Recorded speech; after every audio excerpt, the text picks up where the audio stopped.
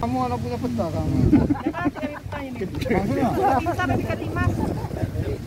Ini aliran pipa ya, yang kami katakan ini. Nah, ini yang posisi ini alat kita sekarang di sini alat Pak di ya. sini, ya. Kan manual kemarin. Sudah tembus kan? Tinggal ini ujung tembus ini. Nah, ini tembus terus buka. Jangan pada saat hujan. Ada hujan, Pak, banjir. Itu maka itu saya instruksikan sama anggota saya komunitas itu Pak foto yang harus di ya, supaya memang ini ada yang sedang ulu di mana lapor ke saya PU ke Pak Bastari ke Pak Wali atau Bu Awako atau Pak Sekda itu kami ajukan. Jelaskan nggak Pak berapa banyak jumlah anak sungai di Kota Palembang sendiri Pak? Kalau sungainya keseluruhan 118, anak sungai 116. Itu di 18 kecamatan. Jadi itu semua sekarang sudah tidak berfungsi maksimal. Ada tempat-tempat tertentu yang tidak lagi dapat berfungsi dengan baik, seperti sedimennya sudah tinggi dan sudah menutup bahkan. Ya, titik-titik tertentu itu seperti di Sungai Buah. Itu contohnya Sungai Buah. Itu harus diadakan gerakan rutin menormalisasi karena di situ koneksinya ke Sapta Marga, aliran sungai yang ada di Sapta Marga. Sungai yang ada di depan ini juga sekarang lagi dibangun aliran arus yang ke arah Skojo. Nah, berakses langsung Sungai Musi. Diharapkan yang berakses langsung Sungai Musi ini jangan ada penyumbatan. Jangan ada penyumbatan yang dapat berpotensi untuk menghadang air, karena pada saat pasang air akan terhadang. Air yang dari hulu ini tidak akan mampu menuju muara pada saat tertentu, jam 9 apa. Parit, aliran, drainase dan sungai yang ada itu difungsikan sebagai dua fungsi, bisa menampung air dan mengalirkan air, bukan hanya mengalirkan air. Karena kalau mengalirkan air aja kita hanya mengangkat sedimen, air mengalir, tapi kalau kita angkat sedimen juga air bisa tertampung di situ sebagai penampung air. Jadi kondisi anak sungai di Kota Palembang sekarang terjadi pendangkalan Pak ya? Iya, pendangkalan. Banyak yang pendangkalan. Seberapa parah Pak? Seberapa parah Pak? Ya kalau separah-parah tuh kalau hitungannya itu bisa naik tuh per bulan sekitar 50 cm. Nah, kalau setahun dia nggak dilaksanakan ini, pembersihan itu akan naik terus. Artinya dalam 1 bulan 50 cm alami pendangkalan Pak ya? Iya. Pak, banyak enggak Pak anak-anak sungai yang sekarang tertutup dan sudah lama tidak gali seperti di aliran anak Sungai Borang ini Pak? Kalau di sini cukup banyak Pak. Das-das yang tertutup ya, ternaik sedimennya tinggi, tertutup oleh enceng gondok, itu banyak. Ada ya kalau hitungannya saya rasa lebih dari 10, lebih dari 15 itu. Pak, artinya anak sungai yang mengalami pendangkalan ini menjadi salah satu penyebab terjadinya banjir di Kota Palembang juga Pak ya? Iya, karena setiap berapa tahun dulu tuh sudah ada terbentuk anak-anak sungai, anak-anak parit, aliran-aliran drainase, tapi karena tidak kurangnya atau tidak adanya perawatan secara rutin, ini pendangkalan terjadi penaikan penimbunan pada elevasi tanahnya. Nah, ini sungai ini disebabkan nggak Pak dari pembangunan masyarakat, perumahan dan sebagainya Pak?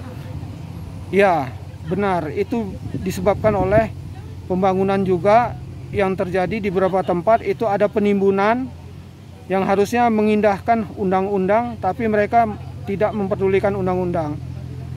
Dan itu mengakibatkan bersempitnya aliran air oleh timbunan-timbunan, bangunan-bangunan di atas aliran air. Seperti ada beberapa tempat yang tidak usah saya sebutkan, saya punya fotonya. Itu ada daerah yang ditutup oleh rumah. Ya, rumah itu dia membuka suatu lahan parkir tapi dia menutup aliran. Jadi kita berpikir bahwa anak sungai cukup banyak Pak, sampai 100-an di Kota Palembang ini Pak. Iya. Ini gimana Pak kondisinya? Apa ada sudah yang hilang, tidak ditemukan lagi lokasinya atau gimana Pak? ini yang baru ditemukan. Mungkin ada lagi nanti ditemukan lagi. Kisaran kita ada berapa sih Pak anak sungai di Kota Palembang? Kalau yang sekarang ada 114. Kemungkinan akan bertambah Pak ya? Kemungkinan kami dari komunitas berusaha untuk mencari solusi agar menemukan lagi aliran-aliran lain sungai-sungai ini. Pak, kalau zaman dulu Kota Palembang ini tersambung semua dengan sungai Pak, aksesnya Pak ya? Kalau untuk sungai-sungai besarnya dan anak sungai, dasnya terkoneksi semua. Jadi kapal bisa masuk. Itu. Sekarang kapan sih kapal sudah sampai mana aja? Dulu macam ini Sungai Borang. Sungai Borang ini kapal bisa masuk sini karena saya pelajari damnya ini sebesar 5 meter sampai 6 meter. Jadi itu yang itu. Jadi untuk sarana wisata, sarana transportasi sungai, untuk berbisnis di sungai itu memungkinkan untuk ke depan nanti. Diharapkan aliran-aliran yang sudah terbuat itu adalah milik negara, milik pribadi. Jadi jangan kita semena-mena untuk langsung menutup dengan bangunan rumah. Bahkan harus kita jaga Pak ya? Iya, harus kita jaga semua. Jadi komunitas saya ini dan masyarakat bersinergi bagaimana caranya agar sesuatu itu aliran kita mengalirkan air dengan baik. Pompa dan pemeliharaan sungai. Termasuk di Sungai Musi sendiri untuk Eceng Gondok juga ada pembersihan tapi terbatas di Pebum sampai musim 4. Ya, pembersihannya di situ. Kenapa kita laksanakan itu? Karena dia bisa menutup anak sungai, makanya kita bersihkan juga. Pendangkalan ya pada umumnya terjadi ya, termasuk di Sungai Bendung. Tahun ini akan kita keruk sebagian untuk Sungai Bendung. Dan ya yang kedua juga ini sih memang runoff itu limpasan langsungnya kan membesar ya. Kenapa membesar? Karena alih fungsi lahan gitu. Kalau pendangkalan rata-rata ada. Tapi berapa Pak? Belum semua kita bisa tangani. Paling pemeliharaan tadi untuk mengurangi atau meminimalisir banjirnya ya. Jadi harapannya aliran lebih lancar ke musinya. Umumnya terjadi kalau di sungai-sungai yang topografinya datar itu pendangkalan pada umumnya terjadi. Kenapa? Karena pada saat tidak terjadi banjir, air itu kan relatif tenang. Kalau air tenang itu pasti kan sedimen mengendap. Dan masalahnya kan tidak hanya karena sedimen alami ya atau gulma, tapi juga adanya limbah-limbah yang masuk ke situ, limbah padat terutama. Itu kan juga mempengaruhi proses itu.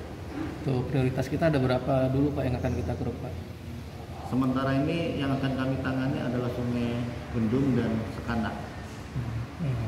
Tahun ini ya akan kita laksanakan. Pertimbangannya apa tuh Pak, dua anak sungai itu? Ya karena pertama dasarnya cukup luas dan itu kan juga di kota tempatnya. Bukan yang lain nggak ada, bukan yang lain bukan tidak prioritas, tetapi memang sementara ini